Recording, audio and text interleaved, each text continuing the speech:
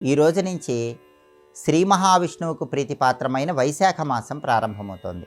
స్కాంద పురాణం ప్రకారం వైశాఖ మాసానికి ఉన్న ప్రాధాన్యత ఏంటో, వైశాఖ మాసంలో ఎటువంటి విధి విధానాలు పాటిస్తే సమస్త శుభ ఫలితాలు చేకూరతాయో, వైశాఖ మాసంలో ఎలాంటి దానాలు నిర్వహించడం ద్వారా విశేషమైన ప్రయోజనాలు సిద్ధింపజేసుకోవచ్చో నేటి శుభం లాభం అనే శీర్షికన పరిశీలిద్దాం.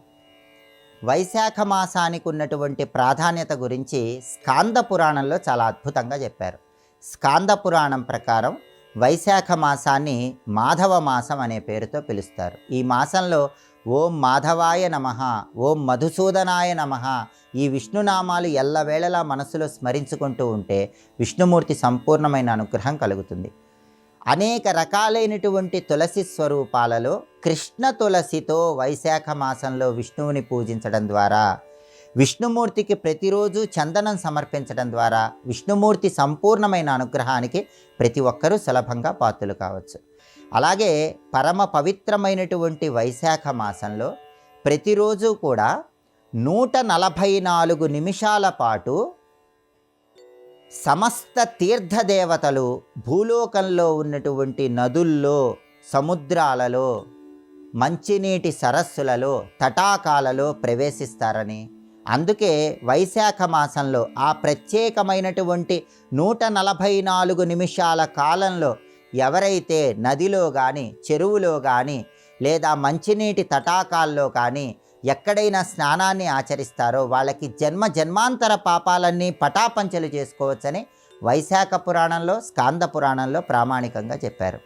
ఆ 144 నిమిషాల సమయం ఏంటంటే, వైశాఖ మాసంలో ప్రతిరోజు తెల్లవారుజామున 4 గంటల నుంచి ఉదయం 6 గంటల 24 నిమిషాల వరకు, రోజు తెల్లవారుజామున 4 నుంచి ఉదయం 6 గంటల 24 నిమిషాల వరకు ఆ 144 నిమిషాలలో భూమి మీద ఉన్నటువంటి సమస్త తీర్థదేవతలు కూడా నదుల్లో, మంచినీటి తటాకాల్లో, చెరువుల్లో ప్రవేశిస్తారు. ఆ సమయంలో స్నానం చేయటం అనేది అద్భుతమైన శుభ ఫలితాలను కలిగింపజేస్తుంది.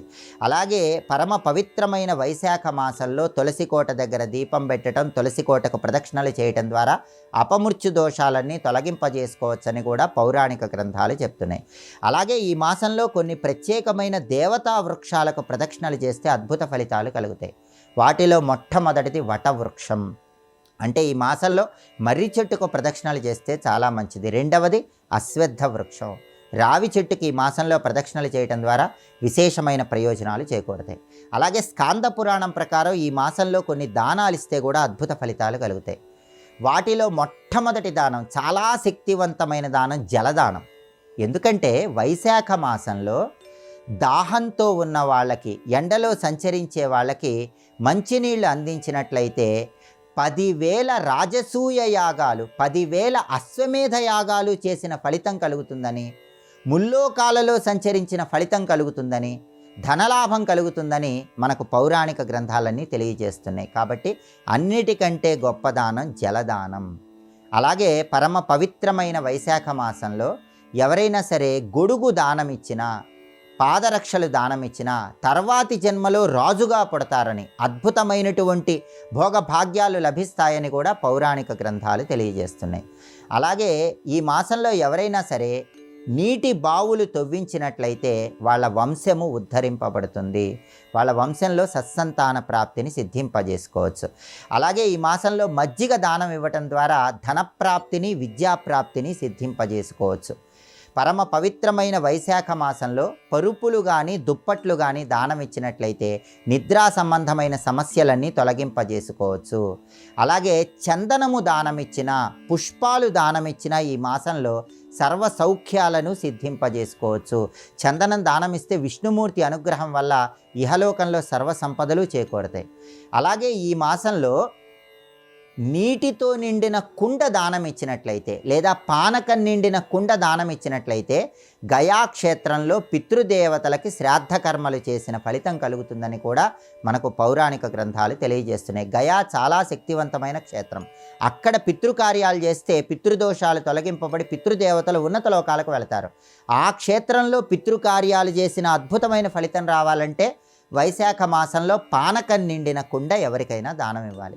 అలాగే పితృదేవతలు ఆనందించి పితృదోషాలు పోగొట్టాలంటే ఈ మాసంలో మామిడి పండ్లు ఎవరికైనా దానం ఇవ్వాలి. అలాగే పరమ పవిత్రమైన వైశాఖ మాసంలో వస్త్రదానం చేసినట్లయితే జీవితం చరమాంక దశలో వృద్ధాప్యంలో అనారోగ్య సమస్యల తీవ్రతను తగ్గింపజేసుకోవచ్చు, ఆయుర్దాయాన్ని పెంపొందింపజేసుకోవచ్చు.